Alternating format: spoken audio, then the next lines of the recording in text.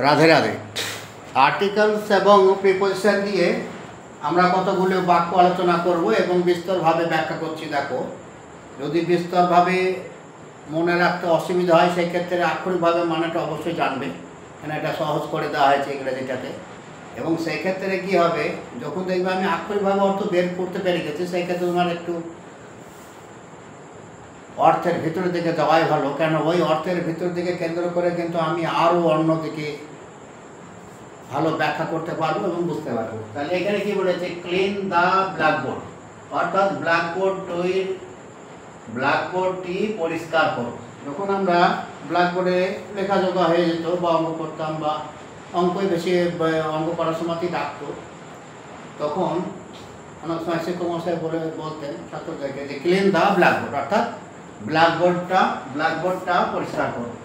Look at the moon, আমরা সবাই জানি মুন, সান, এদের আগে আমি দি বসিয়েছি, কিন্তু দি বসানি তো হবে না, এটা তো অর্থ আছে।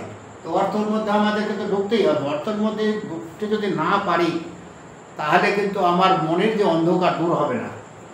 তাহলে কি বলেছে, লুক অ্যাট দ্য মুন, চাঁদটির দিকে তাকাও। আমি মুনের আগে দি বসালাম, কিন্তু এটাকে মানেও বের করে ফেললাম। এর অর্থ কি শুধুই যে আমি দিয়ের মধ্যে আটকে থাকবো তা না, আমাকে কিন্তু অর্থটা বুঝতে হবে। আবার লুক অ্যাট দ্য পট, পুকুরটার দিকে তাকাও, অর্থাৎ পুকুরটার দিকে তাকাও। Do the some on the board বা ব্ল্যাকবোর্ড। এবার বলেছি কি, ব্ল্যাকবোর্ডটির উপরে অঙ্কটি করো।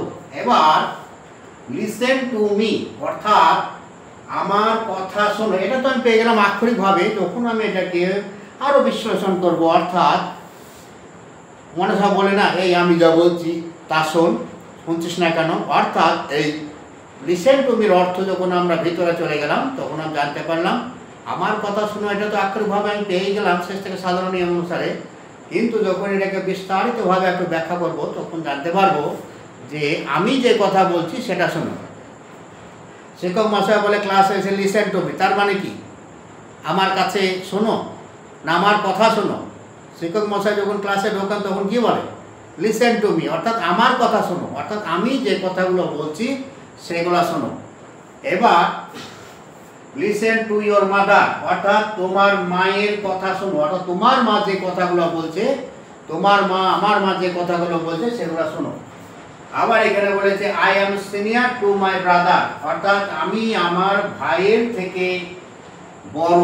সিনিয়র মানে কিন্তু বড় আর জুনিয়র মানে ছোট। এবার সিনিয়রের পরে সবসময় টু বসে আর জুনিয়রের পরেও সবসময় টু বসে। শুধু টু বসে বললেও তো হবে না, তাকে তো বাংলার মাধ্যমে তো নিয়ে আসতেই হবে।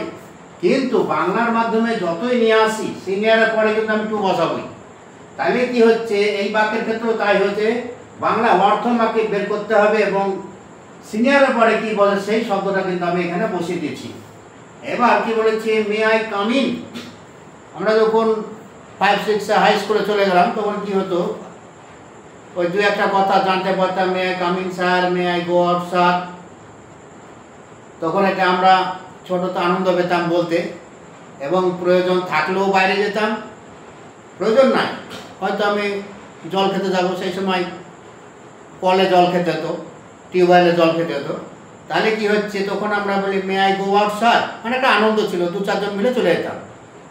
এবার যখন আসছি ওই যে আমার may I come in sir বলতে হবে, তখন একসঙ্গে 4 জন আমরা বলতাম may I come in sir. এই একটা আলাদা অনুভূতি ছিল, প্রথম শিখছি, কিন্তু তার অর্থ যে এত দূর যেতে পারে বা এত সুন্দর সেটা তখন বুঝতে না পারলে এখন বুঝতে পারছি। যাই হোক, অনেক হয়তো সেই সময়তেই অর্থ বুঝে গেছে, আমরা একটু কমা ছিলাম, আমরা অতটা বুঝতে পারতাম না, ওই মুখস্থতেই আনন্দ পেতাম। তাহলে কি বলেছে, may I come in sir, অর্থাৎ ভিতরে আসতে পারি। আবার অনেক সময় কি বলতাম, may I go out sir, ওই যে ইংরেজি শিখেছি সেইটা বলার জন্যে আমার মন তখন ওতপ্রোত হয়ে থাকতো এবং অনেকের মন তখন ওতপ্রোত হয়ে থাকতো কতক্ষণ আমি ইংরেজিতে বলবো। তখন আমরা কি বলতাম, may I come in sir, অর্থাৎ আমি যখন প্রথমে বেরিয়ে গেলাম may I go out sir, অর্থাৎ আমি যখন বেরিয়ে গেলাম তো বলেই দিলাম, আনন্দ পেলাম, বন্ধুদের মধ্যে চললো আনন্দ। আবার যখন চলে আসছি তখন আবার সবাই একসঙ্গে বলতাম may I come in sir, এ এক আলাদা অনুভূতি।